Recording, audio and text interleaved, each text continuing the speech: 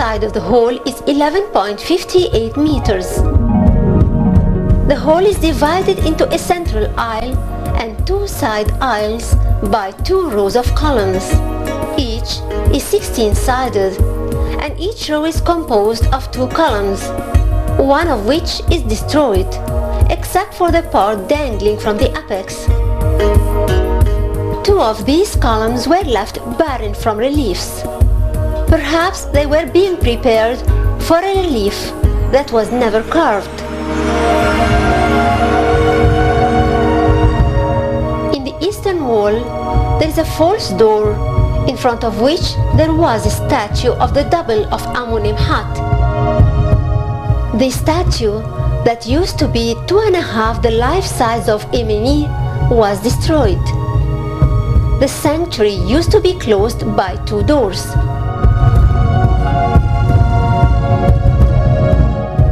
Those who think that the ancient Egyptian art is dry and traditional should study the drawings that show the wrestlers here and in Bucket Tomb. Here, the artist's main perspective of art is liberation in both design and execution. These are the famous wrestler scenes with which Beni Hassan tombs are famous for. Each couple wrestles in a different move and body action, showing how the youth were keen on learning martial arts and sports. The fitness of their body parts are stunning. One wrestler is dark brown and his partner is lighter, to show the action of everyone clearly. Dr. H.R. Hall wrote in his book of the Ancient History of Cambridge, Volume 1, that the painted scenes of wrestlers of Emini tomb look grandiose and majestic because of the liberty and realism which were highly considered in their drawing and their coloring, noticing that the Egyptian artist succeeded in getting rid of many of the rainbow colors, while the Babylonian artist couldn't evolve to realize the reality of colors until a late period. So the drawings in these tombs are the best example of watercolors in the Middle Kingdom. He also added with amazement that the extraordinary accuracy with which these wonderful drawings were executed in the pitch darkness of the Egyptian tombs is something that calls for bewilderment and contemplation.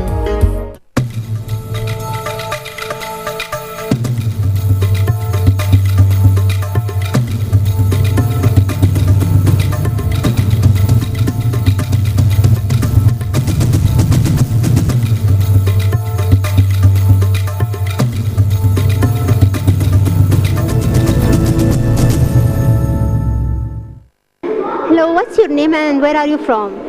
My name is Erwan. I'm coming from France. Erwan, so what are your origins, Erwan? It's from Brittany, the west part of France. Ah, all right. So have you been to Egypt before? No, it's the first time. My first time here in Egypt, and here in the Museum of Cairo. Okay, so this is the first day of your tour in Egypt and the first place you visit in Egypt. Right. This is my first time, first day, first hour, first... Okay, so we are very lucky. Yes, I am. I think so. We are very lucky. Yeah, we are together, yeah. Okay, so what's your impression about the museum? Yes, it's a marvelous place. I mean, it's a place charged of story, and this is something really amazing.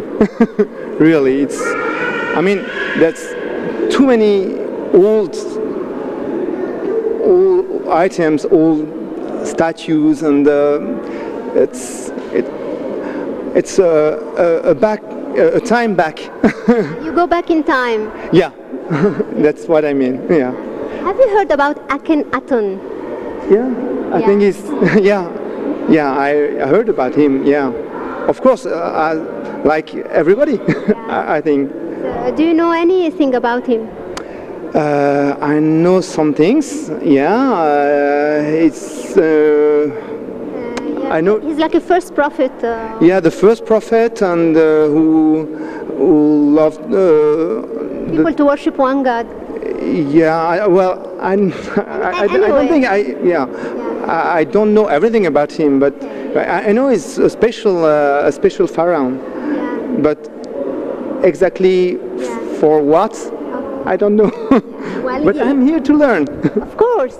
I think by the end of your tours in Egypt, you'll learn a lot about the Egyptian history and monuments. I think I will never know everything about Egypt and Egyptology, but I hope I will know enough. And So where else you will go from here? Where else? Where are you going? I will go to see Gizeh pyramids and Saqqara pyramids, and I don't know at all. And to visit also the town centers and the Canal Khalili. Yes, the bazaar. The bazaar. Shopping. Yeah. Are you leaving Cairo? Are you going to Luxor or Aswan? Or Sorry? do you plan to go to Luxor or Aswan this time? Or No, because I will stay for 3 days more and I will not have time enough. Well, Egypt is a big country and it requires a grand tour, not less than 1 week. I will need maybe more than 10 days to, well, and even if I stay 10 days, I will never see everything. Welcome to Egypt, and I hope you enjoy the rest of your tours here. Thank you very much. Thank you. Au revoir. مع السلامة. Yes. شكرا. شكرا جزيلا. شكرا جزيلا. Thank you. Thank you. Okay. The southern side is the one to the right side of the entrance. On it, there is a line that divides the wall into 2 parts. In one part, there are daily life scenes of pressing grapes and putting their juice in jars.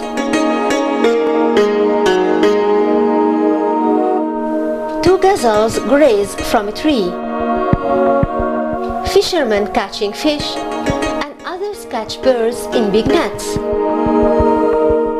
In the bigger section of the wall, the deceased is being given offerings by the priests and his estate officers while sitting down. Similar offerings are presented to his wife Hetbet, while 2 music players, a harpist and a mandolin player, play music. Beside Emine's broken statue, the images of his mother Henu and his wife Hetbet are partly destroyed. On the wall facing the entrance, there are war scenes representing soldiers training to invade a fortress. There are scenes of the pilgrimage of the boat carrying the deceased to Abydos. The text says, sailing to the south to have the blessing from Abydos to Prince Amun-Imhat.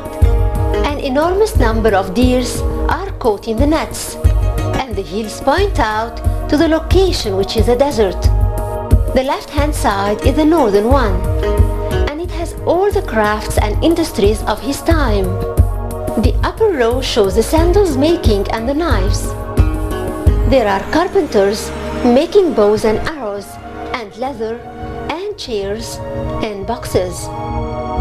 In the third row, the jewelers are making gold ornaments. In the fourth, we find pottery making. As for the agricultural scenes, they extend from the 5th to the 7th row, explaining in details the winnowing and plowing and planting and harvest activities, which are so similar to today's farmer life. Bani Hassan rock tombs take the visitor into the remote exotic past of Egypt, just to step outside later and see it all happening in the present. And that's a part of the mysterious beauty and attraction of Bani Hassan tombs.